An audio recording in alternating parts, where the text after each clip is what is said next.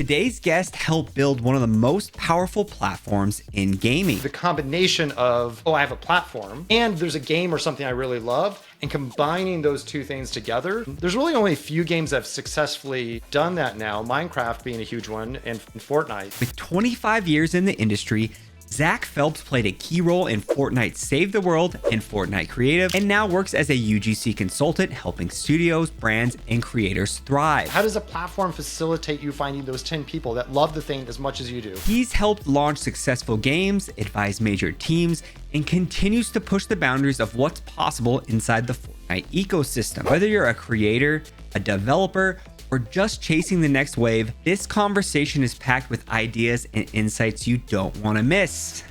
Let's get started.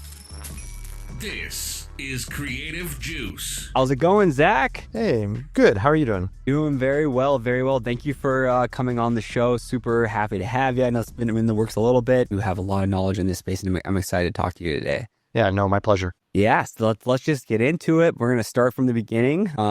Everyone has that moment when games just kind of click for them. What first pulled you into games, and how did those early experiences influence your passion for giving players the tools to create? For me, it was like really early. Like I remember really vividly wanting to be an inventor when I was young. Like I would disassemble everything, my remote control cars, like reassemble that stuff into like building remote control Lego. Got introduced to my first computer as in first grade on an Apple IIe, and started to learn BASIC and programming way back then, and loved it. Just fell in love with it. Like basically everything I could find to read on programming, I did, and just coded all the way through high school. And at the same time, playing and loving games, like everything from like the first, like I remember going to a video store and actually renting a Nintendo Entertainment System, a NES, right, to bring home and play my first copy, my first game of Zelda on, and that was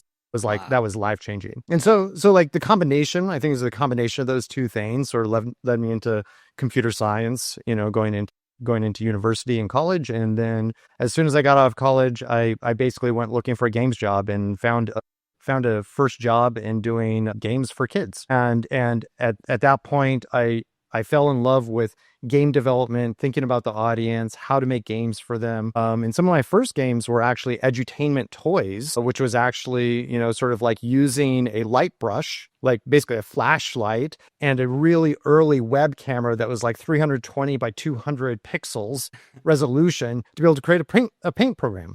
So that was like some first programming. First professional programming, I should say. And so that was really cool. So yeah, so the combination of all of that mixed together is led me down this path. Oh, that's very cool. Very cool. I remember being able to rent games. I'm trying to think about consoles, because I remember a Blockbuster, that was part of every time my mom would take me over there, I'd go straight to the game aisle and just see what games to rent, Yeah, this was like early days. This was back in the days where people didn't, like, VCRs would cost you like $1,000. Yeah, and so because it was like $1,000, like you'd actually have equipment rental. Like you could rent your VCR from the tape, video rental store. Like, so that way you could actually watch movies, because like people, we don't have that much money. You can't afford to actually buy a videotape player. No, for sure. I know the kids don't know how good they have it these days. Like sometimes we go on vacation, the TV on there has like commercials, and my kids call it a hotel TV. Yeah. You're like, you don't even know how good you have it. Cool, great answer. Very cool story, Zak. So I want to talk about like kind of the early visions in UGC specifically. So like way before anyone was talking about the metaverse, you were already focused on players making their own worlds. So before the term metaverse was everywhere, what convinced you that user-generated experiences could be the beating heart of game? Way prior to anything that I did in actually building and working on tools, in some ways, like I had the opportunity to work with a company called Ouya. And Ouya was an Android video game console. It was kickstarted. Part of the vision was, hey, allowing anyone to be able to make games and publish games. And I felt like at that point, like I got in, sort of in a very early stage of that experience, was able to help develop the platform, the store, like all the tools, all the back end tools. So that way people could submit the games that they made, and just immediately fell in love with like how incredibly creative people are, and was watching how fast the tools were changing. So this was we were located in San Mateo at the time, and that was where Roblox was at. And so I got to sit down and like visit with the Roblox guys a lot in the really early days before anybody knew what really Roblox was in a big way. And so the combination of all of that just led me into the space of like, hey, like games are going to change really fast over the next 10, 15 years. And this was back in I want to say probably, geez, it'd probably been 2010, 2009. Okay. And so really anticipating, it's like, hey, things are going to really evolve really quickly. And just fell in love with the space and continue to keep my eye on it over the years. I guess not you creating any UGC tools, but like what back then, I'm trying to think of some, like, I don't even know if Unreal Tournament, but like what was on your radar, like for games that had it? Well, and I think, okay, so, and I think one of the things that you can also create a differentiation of is that I think there's two different pieces to some of these spaces. One, there's a platform that enables anyone, kind of like you think about YouTube and submitting a video. It's a platform that allows anybody to create a video and submit it and share it with anybody they want, right? And then the other piece is there's a piece of content like an IP or a brand that people are in love with, and those IP or a brand have allowed or maybe not allowed other people to be able to create something that they love. To be able to further that idea or further that experience. Fan fiction, I think, is a great example of this. And so what's really interesting to me is that you see a lot of games and even, early Unreal Tournament, Quake, it's like all of those games, Warcraft 3, so like a lot of these games went early shipped with editors or mod packs or mod kits to be able to allow you to mod and sort of further those games. Those games really created a lot of really amazing content. So for the people that love those games, loved that experience, you could go find other people that also love those experiences and created really cool things. But none of those things blew up. Like it's really hard for those things to blow up. It's really hard for them to acquire new players. The few examples of that are something like maybe Dota, but it wasn't Dota. Dota definitely sold more units of Warcraft 3, but it was really the conversion of Dota into League of Legends that sort of led to that explosion. Or you could look at Counter-Strike, right? Early days of, it's like, Counter-Strike, early Counter-Strike probably led to some Half-Life 2 copies being sold for sure. But when Counter-Strike became Counter-Strike and it was actually a box product, that blew up. That's a whole different ball game from a number of players standpoint. And so I think the combination of, I have a platform and there's a game or something I really love, and combining those two things together, there's really only a few games that have successfully done that now, Minecraft being a huge one and Fortnite. I would not put Roblox in that category. Roblox is a platform, not a, it has some IP related ideas kind of, there's a look to that game, but I wouldn't say that Roblox is an IP. Yeah.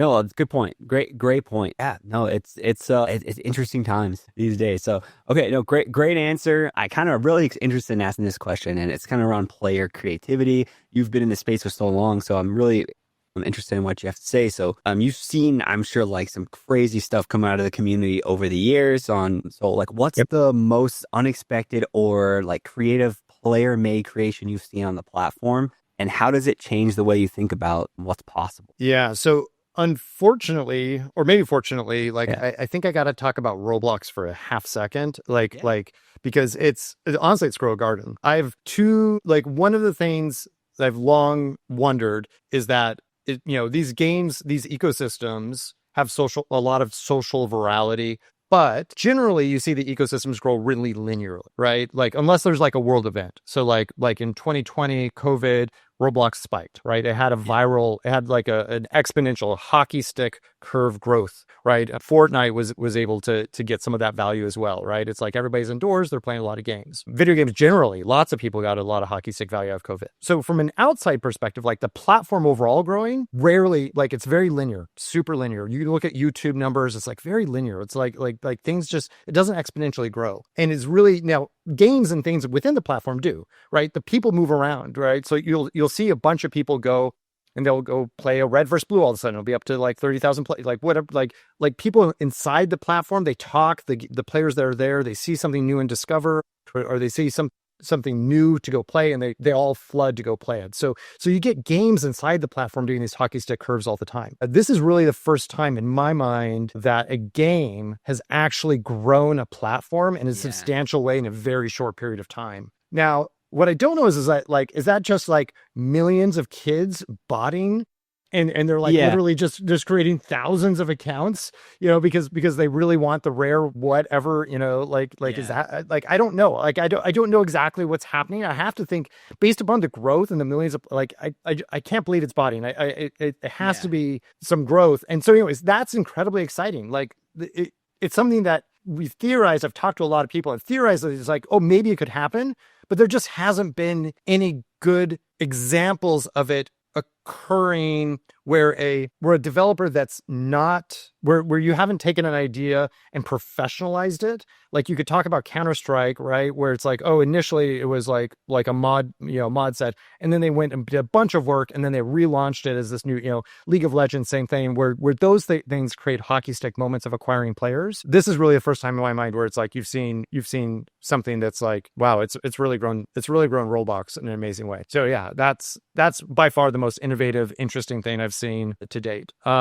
Coming into the Fortnite ecosystem, like I think the thing that probably was the most exciting, honestly, was when the sequencer device got introduced really early on, and people figured out that with damage added to it, that they could create, a moving zone, and create build battles with that. And that innovation just changed the way, like, because early on, like people would go into Playground and play and build fight inside of Playground, but then as soon as Fortnite Creative had that moving zone, all of a sudden it's like, oh, basically there's a bunch of battle royale players that are like, oh man, let me go use this to practice and get better at Fortnite. And so I thought that was amazing. No, that's a cool story. I mean, I was on the other side of that when that was being released, and it was called Turtle Wars, is kind of what it was called originally in Fortnite. And yeah, as soon as you allow damage on those sequencers, players could actually kind of simulate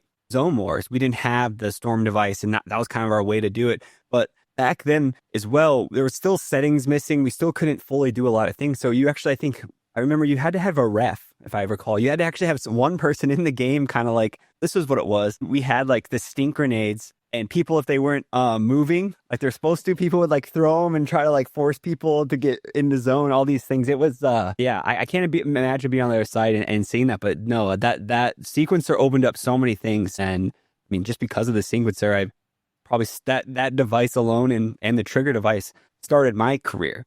So it's pretty crazy. No, that great answer. And grow a garden too is just phenomenal. It's so weird. It was like, I remember Farmville. Did you ever play Farmville on Facebook? Was it Facebook? I love it. Like, it got me. I was all about it for a long time. And it's just, it's weird to think that it's taken, that was 20 years ago, maybe, Farmville. It's something, and look, it's way different. I'm not trying to compare in any sense, but just like the same game idea, but it's just like, just grew that platform. Their Q2 earnings came out yesterday, I think, and on Roblox, and it's just insane what that game's been able to bring in over there. We got to get one of those on UEFN on Fortnite. Yeah, that I think that part's interesting to me, is like trying to figure out, could there be a farming game? It's like, obviously, Cypher with Go Garden. Go Garden, yeah. Like, was it, but like, is a farming, like, what is the game that could do that within UEFN? Like, and I don't know.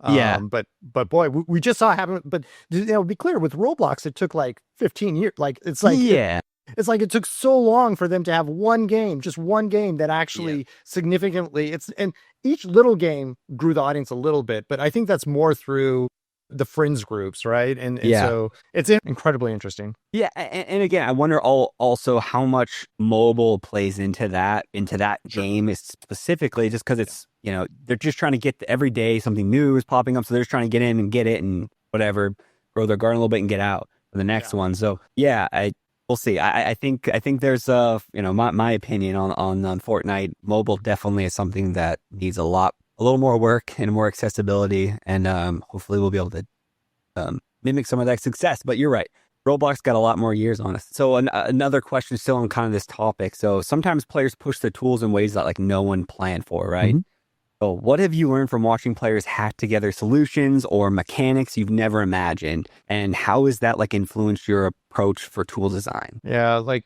so if there's a will, there's a way. So the interesting thing that I've learned is that players, creators, human beings will figure out a way to get something done regardless. So as long as there's a tool, if you build something, if you create something, somebody's going to show up to use it and they're going to do interesting things with it. And as they do interesting things, you're going to be surprised because they're going to demonstrate that they're somehow smarter than you, that like there's things that they will do with it that you'd never expect. So I think the question, it actually becomes really interesting, is that I've moved from like, how do you build tools to enable players in some way to create things? It's like literally you can give them anything and they'll start creating. And so that part's not, it's like, it's weird. It's not special. It's not interesting. There's all these people with all these creative platforms and all this space and all these things. And they're like, look, I have this player base of like 1,000 people and they're building all these cool things. I'm like, yeah, you have like, it's not special.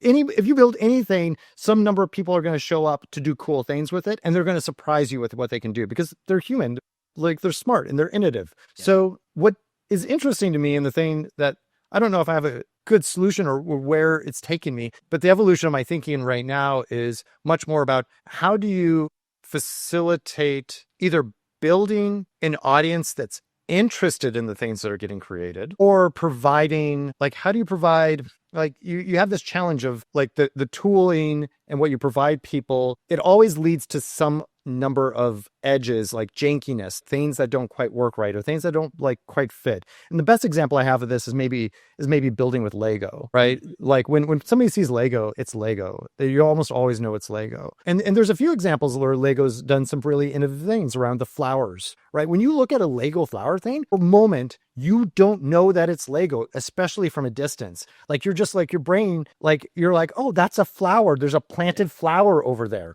Right. And so they end up being really interesting from that perspective. And then you get closer, you realize it's Lego. And so I think there's this question in my mind of like, how do you facilitate allowing people to have kind of a low barrier of entry, make it somewhat easier, somewhat straightforward to be able to get there, but yet have a high threshold of making something that somebody else is interested in. Yeah. And so that two-sided economy piece, and so anyways, that's the thing I've been thinking a lot about. And it's really interesting. I think Lego and the Lego brand has done a lot in that space to try to figure that out. And a big portion of their solution is build an audience that loves Lego.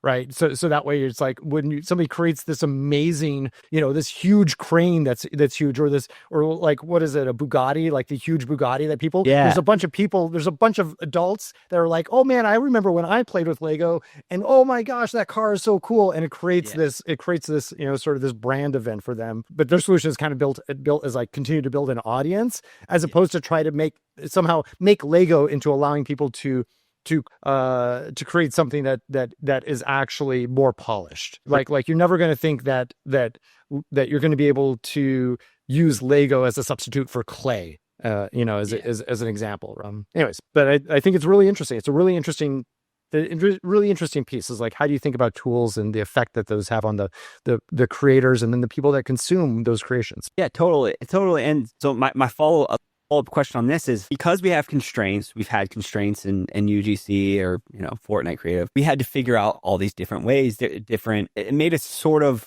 I don't know, it was a different feeling. It was for some way fun, but once you kind of take those constraints away, does that limit, do you think that's good or bad? I guess what I'm trying to say is like, is it the kind of the question that you're asking is that when you have a limited, maybe using the Lego example is a good one, right? Which is like, with Lego, it's fun to play with. But when I'm good at building with Lego, it doesn't mean that I'm going to be great at molding clay. Yeah. Right.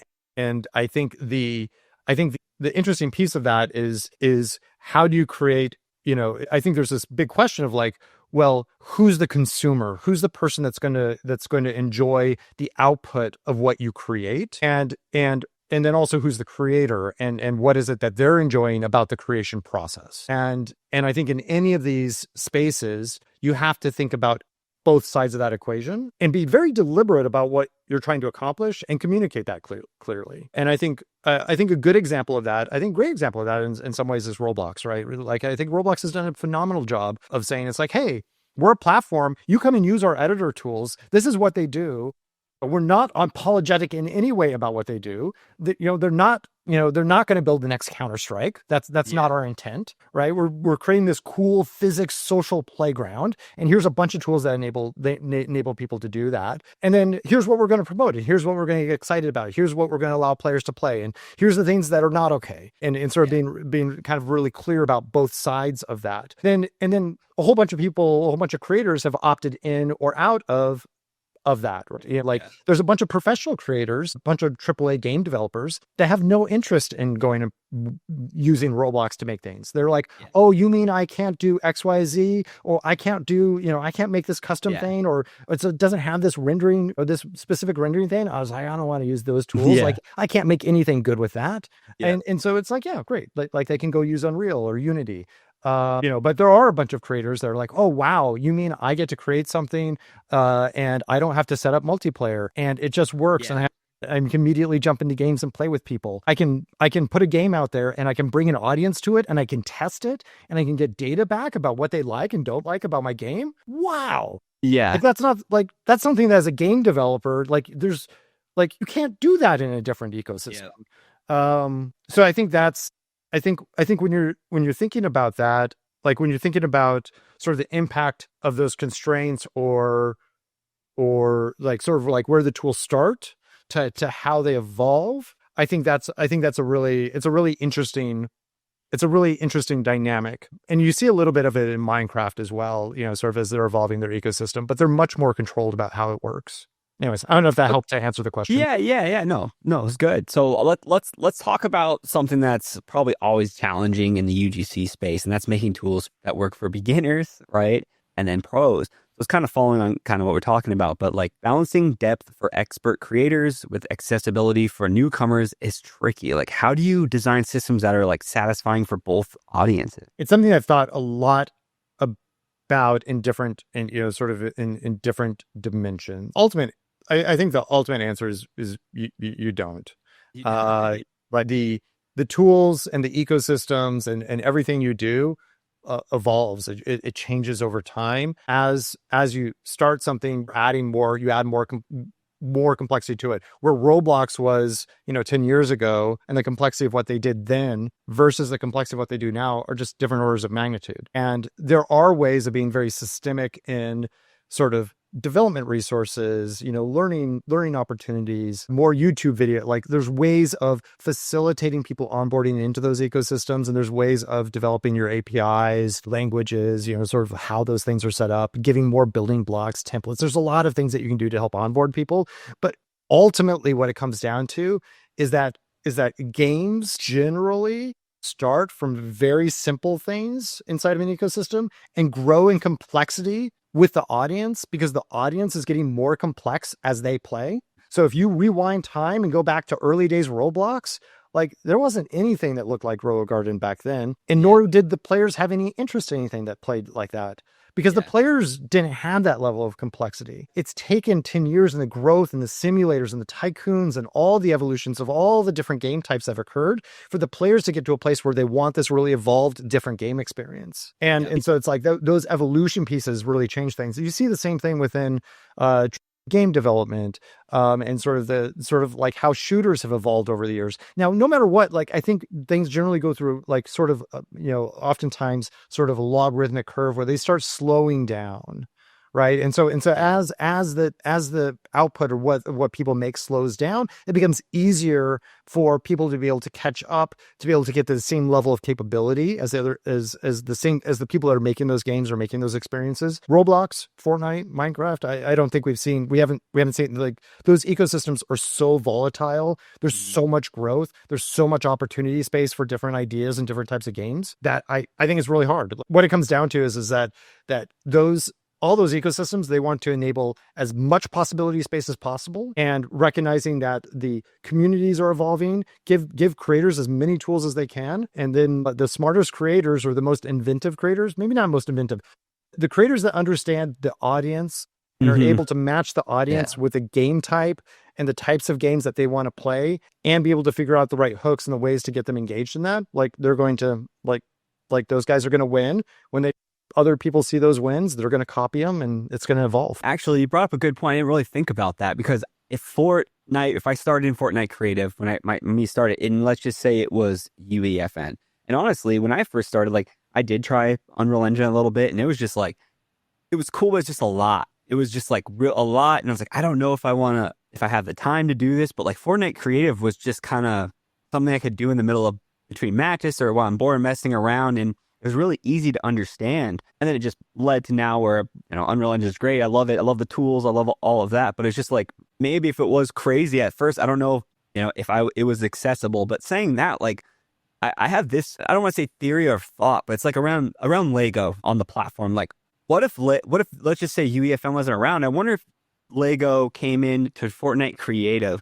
I wonder if there would be more things made. And this is a total, like, who knows here, because also it could just be platform. People are seeing maybe some of the, it's a little harder to get those games to take off on platform or this or that for a reason. But, I've always wondered that. I'm like, what if it was easier for, the younger audience to be able to create? They didn't need a PC, things like that. I don't know if you have anything to add on that or not, if you want. But Lego's interesting because I think, yeah, and I don't know what their goals are specifically, but as a big fan, like I think ultimately, they want to enable play, right? And so yeah, and in the current main Lego experiences, they get a lot of players. oh yeah, And so I think there's probably a really nice opportunity within in some of those games. Like if you can enable more creativity and more opportunity in those games to build and play with the blocks and be able to experiment in some of those spaces, yeah, there's clearly players that love those things. yeah, And so in any place where you get like a group that loves something,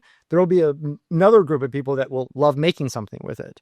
yeah. And so I think, when I think about that, that's kind of more directionally kind of, but I agree with you. I think there's a lot of opportunity. There's clearly people inside of Fortnite that love Lego.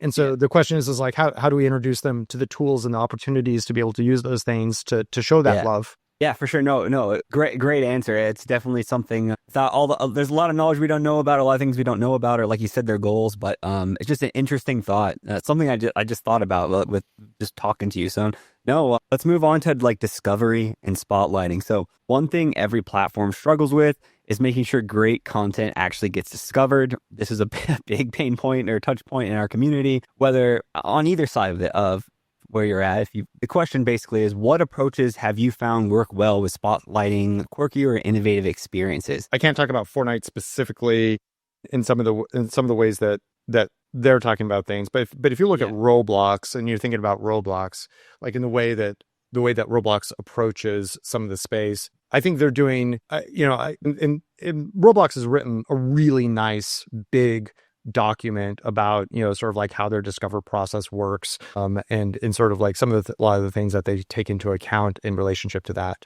I think anytime when we're looking at quirky or innovative, I oftentimes we use those words to indicate something that doesn't have a big audience. Yeah.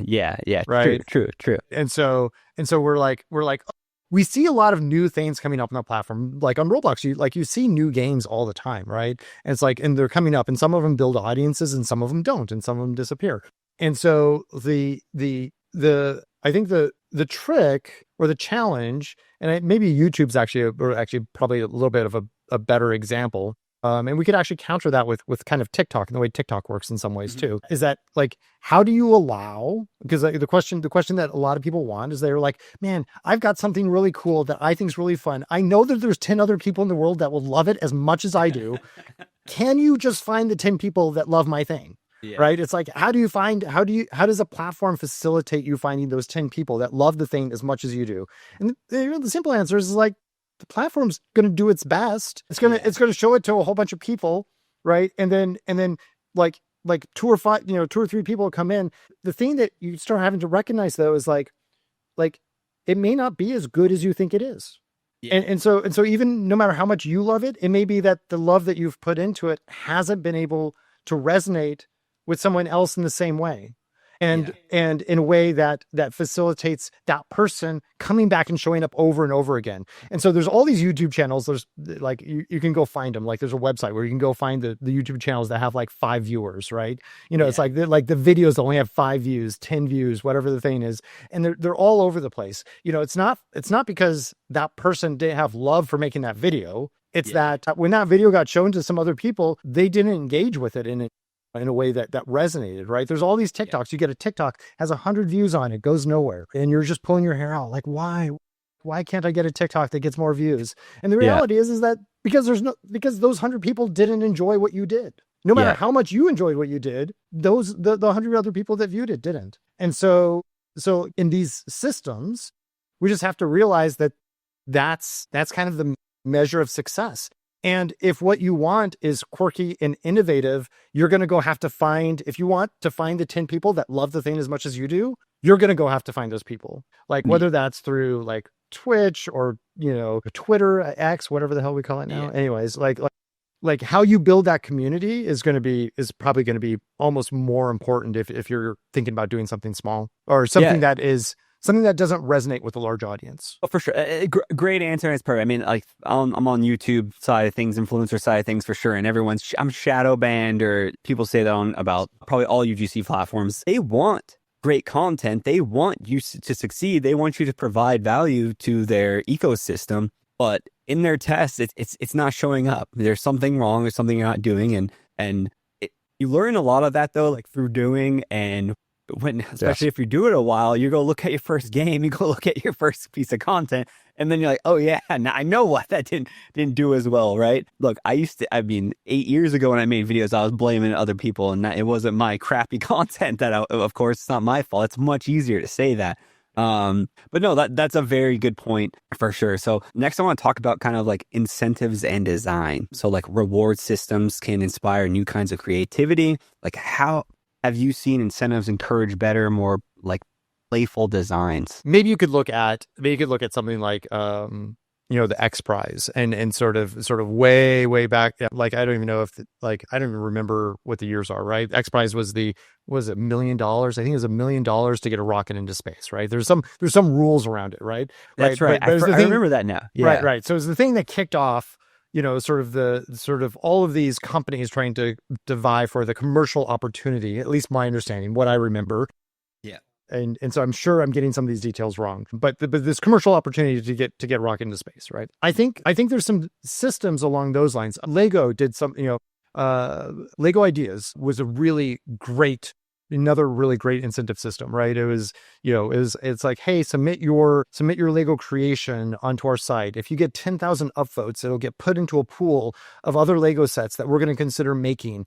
And if we make and ship that set, you're going to get a small commission fee on every set sold, right? And so like basically it's like how the incentives have to be equivalent to the effort in some way, right? So either like, maybe I should say it this way, which is the reward, whether it's like this huge social reward of being the person that won the X Prize, that got a rocket into space. Like, it wasn't that, like, those companies were spend way more than $1 million trying to be able to get that prize, right? But it's like such a crazy thing of saying is like, oh, like something that was only limited to countries, right? To huge countries, right? Now we're going to try to commercialize it. Like, if you can do that, you're going to become someone really important, right? The value, the reward of that, with Lego, it's like, oh my gosh, you mean the thing that I love doing? The thing I love doing, building Lego, like one of my Lego can be created and shipped as a product. And I'm going to be able to like show it to people and buy it and have a box that says Lego and it's like my thing on it. It's like, whoa, like, how awesome. How awesome is that? Like, what an incredible opportunity. So when I think about incentive programs, or when I think about incentives, it's like, you can think about money.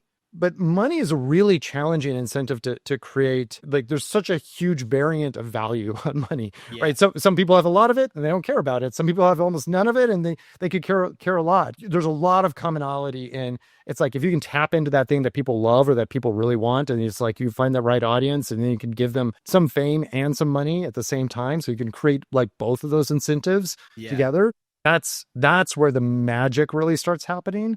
And then on the other side of that, you have to you have to give enough time. Yeah. Like you have to for people to figure out something that is cool and innovative in this, in that opportunity. And then the last thing is like I think Lego Ideas again does a really good job. It's like you iterate, it iterates, like they do program after program after program. Like the first couple weren't great necessarily, but now the inventiveness coming out of that system, like some of the sets that you see that people build that, that sort of hit your Twitter feed, like you're like, oh my gosh, like that thing is amazing. And so like I think there also just needs to be consistency of execution in some of these spaces. And that also helps people to have confidence that the effort that they put into something is going to get rewarded. Got it. Yeah. No, great answer. And you brought up a good point too about like monetary value and what it's actually worth. And I think, like, let me just do it on examples that I know is more on like gaming and people, $50, whatever, come play this or play that. And that might come get a play, but it's not generally good. Maybe not keep the players around. It might just be instead, if you like some of the most popular maps right now are using like secrets, got new weapons that you can try. And all these people, they're finding these secrets. And this is a great example. I was just playing with my cousins when I was in Alaska, and they loved 1v1 with every gun. And they love the secrets, and they had this gun that I didn't have that was just completely destroying, and they loved that I didn't know about it. And it was just like, I was like, it wasn't an aha moment. It makes sense to a lot of us game developers, but like that, they love that portion of it, and it's keeping them playing inside of it. It's more of like, look at me, just like winning SpaceX prize. Look, they spent way more to get there, but it's more of the me, look at me, or look what I've done, or those types of things. So no, I think that was a great answer, Zach. You're sharing some really cool knowledge. I appreciate it. What's something that really impressed you lately? And I know you used GoGuard already, so I don't know. You can I've got more. say that. But I guess let's just UEFN creation recently that you played in that kind of stood out to you. And it doesn't have to be popular, or it can be. Well, okay. So Steal a Brain Rot is it just blows my mind. Yeah. Obviously that evolved from Roblox. There's an opportunity there, got brought into UEFN. There's multiple, like it's rare to see so many, Pillars obviously was Pillar. I was gonna say Pillar, yeah. Kind of another good example where you had multiple Pillars maps. The Pillars was such a simple loop in some ways. Yeah. Anyways, but Still a Brain Rot is just like there's multiple games. They're all running like really high concurrent numbers right now. The game loop with Still a Brain Rot is just phenomenal. It's just so thoughtfully smart and interesting from a like both the mathematical growth that you get and the skill that goes into that, as well as the PvP skill in how you're interacting with players, but how you're interacting with them in sort of negative ways of like actual like fighting, but there's then also how you're cooperating with other people within that same space, and sort of that social dynamic system that's going on at the same time as this mathematical growth component. It's great. It's a super smart, interesting game loop. Yeah, I was like, I saw this Italian brain rot stuff kind of like popping out with social, and I didn't really get into it. And then I saw the games take off. I'm like, all right, I got actually now I need to go play this and see what it is. And I was in there for like 2 hours, and I was like, got me. I see it. I understand. And you're totally right about that game loop, and it's super simple to immediately get into. And I think also what is really a big deal in any game is the social media component of it. And we were seeing clips of people getting trapped inside and all these fun little things that, it was forcing people to advertise your game for you, right? And that's the dream. That's the goal you could always do inside of your game. So, no, that, funny enough, my kids, they started doing tongue, whatever, let's say one of those things, and they thought they were being secretive to each other, and I came back at them, and they were like, they thought that I didn't know what that was, you know what I mean? And it just goes to show you, like, it's everywhere. It's super popular, and even in second grade and kindergarten, these kids are talking about it, which it also goes into some other things we talked about, of just kind of understanding what your audience wants and what's interesting in the space. And you don't necessarily have to create the next rocket that goes to space. Sometimes it's what the audience wants to know. Great answer. So moving on, I kind of want to talk about like trends to watch, things like that. I kind of love to hear like what trends like you kind of keep an eye on, right? Are there emerging genres or creative trends and users?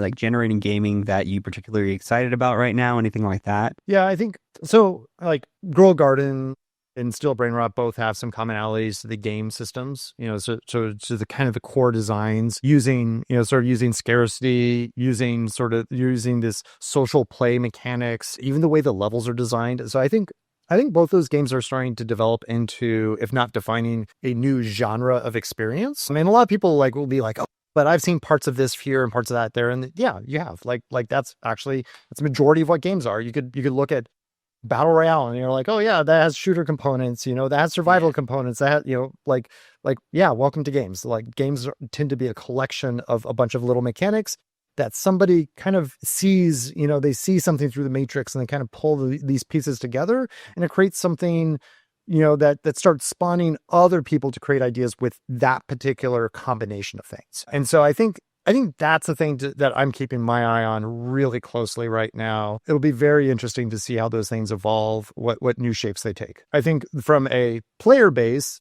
I think that the thing that I'm thinking a lot about is just the evolution of the game types, right? So like we've seen sort of how some of the games in Roblox can evolve and move into Fortnite really well, and sometimes vice versa. But there's also a lot of games in Roblox that don't work inside of Fortnite. Yeah. And so I think it's really interesting trying to watch for the failures, which is much harder. And that's something that I take very seriously, is looking at the failures that are occurring in the ecosystem, which is now much, much easier to do than it was before. Like using Fortnite GG, like you can filter and you can look at what's launched in the past week, and you can do some searches, and you can look at like what things didn't take off. And try to understand a little bit about like what, why didn't it take off? Have anybody thought or tried this idea? It's like, oh yeah, they've tried that idea. They've tried it. There's hundreds of people. The cool thing about these ecosystems is that there's thousands of people creating games. Any idea that you can think of has probably been tried at least once, maybe twice. And you can go play that game. You go look at it. And then when you look at it, you're like, why did this fail? And so that's a kind of like what I'm looking both at, like, oh, where are we getting a lot of success? And then where are we seeing failures? And then was the failure a timing problem?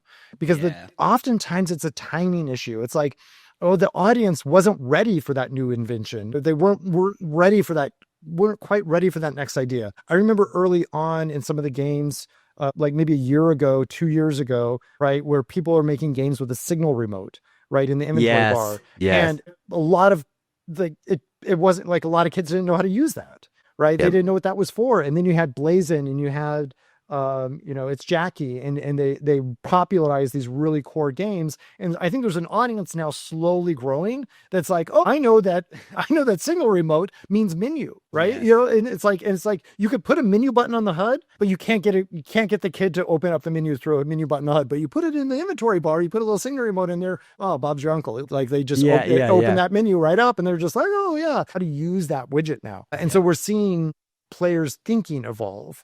And so I think that's it's like looking for those trends of where we can start introducing more complex game mechanics into, sort of into the ecosystem that players understand, and that can lead to more complex games. Yeah, no, great answer.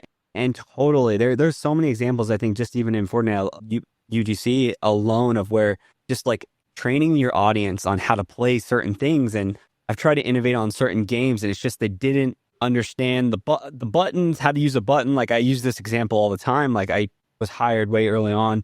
Not hired, actually. I was like, I don't know what you want to call it, but to make a 1v1 like tournament inside very early on. And to start, you just had to press the button to start, right?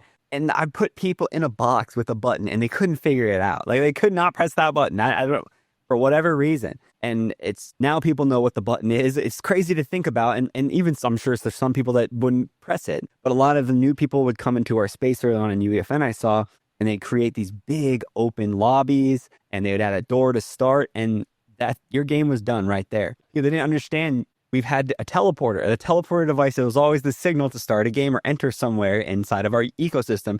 And someone had to start that. And that's such a good point where I think a lot of creators, and I think that's something a lot of creators should take away, is you may have something, just might not be the right time, or you need to maybe rethink about the audience and how they interact with the game. I think that's probably one of the biggest things I see with newer people that come into this space. So, no, great answer. Great answer.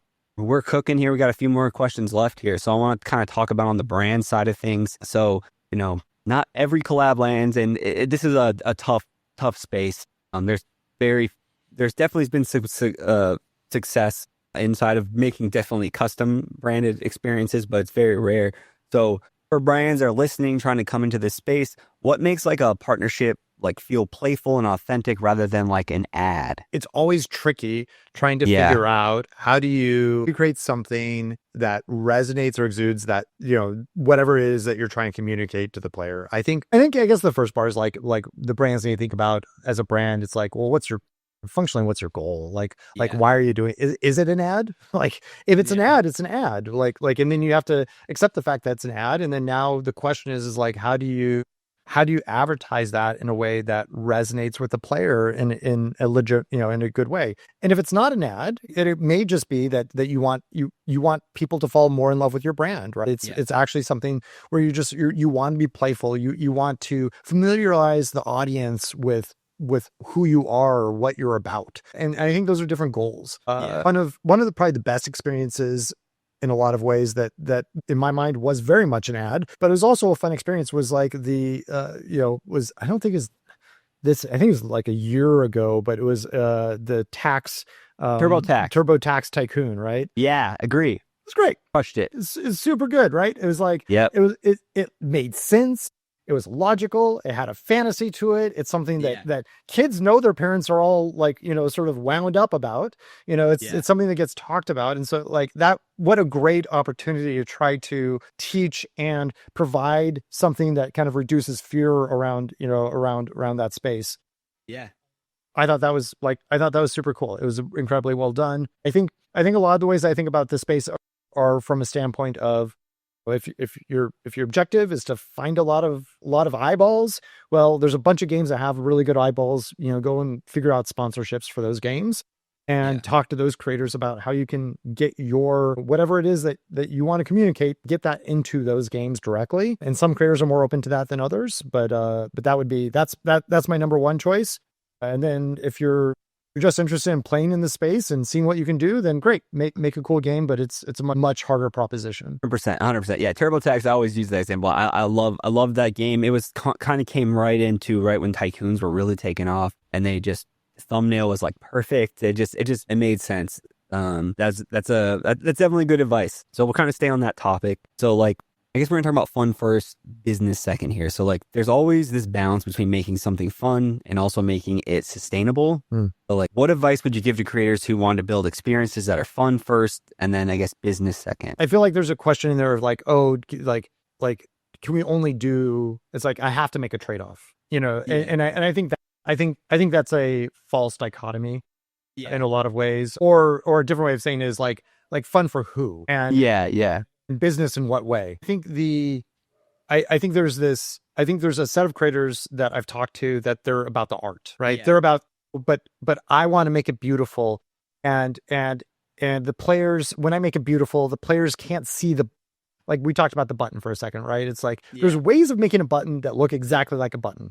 And then there's ways of making the button that are beautiful and innovative and awesome that doesn't look like a button. Yeah. Right. And so there's some creators that are like, but it's beautiful. And you're like, yeah, but no one understands that thing's a button. So you have to make a choice as a creator of like, well, do you want players to understand what you're doing and to play the game, or do you want to make something beautiful that only a small portion of the audience will understand and resonate with? Both are completely valid. Like both those things are completely valid. So in my mind, my goal when I'm making a game or putting something together, it's really trying to achieve. It's like I want something that's fun for as big of an audience as possible, which can lead to more business success.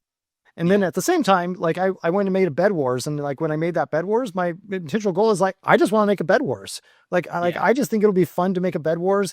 I love the game systems, I love the interactions with it, and I'm like, what's something cool I can put into it? And I wasn't just focused on how do I get a huge audience. I picked themes and things that limited its potential, not intentionally, just something that's like, oh, it kind of resonates with me. But I wasn't worried about hitting a big audience. I was just like, I think it'd be fun to make a Bed Wars, and both are okay. It's just, you have to understand that you're making the choices that you're making are going to create results. Yeah. No, great answer for sure. And it's going to lead actually us into our next question, but it's basically, I just want to say, like, Zak has, kind of been a behind the scenes in this space and helping out lots of other creators, and he has a consult, right? Is that so? And I'll give you a chance here to shout that out if you want. And actually has some successful maps, or helped a lot of either brands or other companies be successful in this space. He's just more behind the scenes. You may not necessarily know that.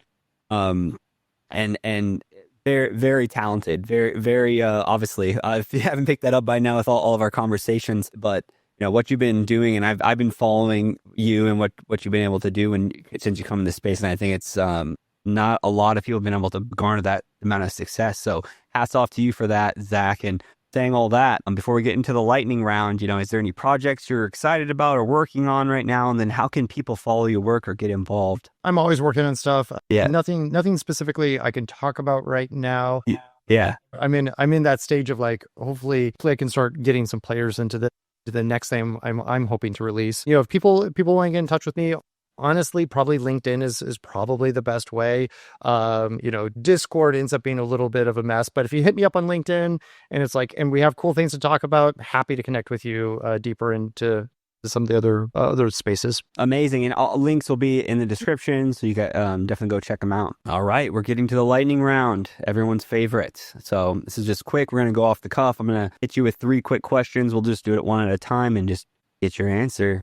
So which non-gaming hobby most inspires your creative work, and why? Yeah. So for me, it's Lego. I'm just an avid, huge Lego fan. Amazing. I have huge collector, thousands of sets. I love putting it together. I love assembling it. I love displaying it. I love thinking about how, like, watching how Lego works and how they interact with their audience and builders and putting all these pieces together. It's just, it's super fun and entertaining. Yeah. Okay. Great answer. What's a small design detail from another game or app that you absolutely love? I think the way that Grow a Garden used the FOMO store, but put it on like a really fast timer, but yet all the stores are the same. Like, brilliant.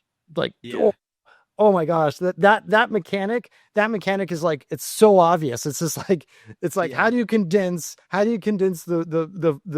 Fortnite FOMO store cosmetic, like, how do you condense all of that into a gameplay loop?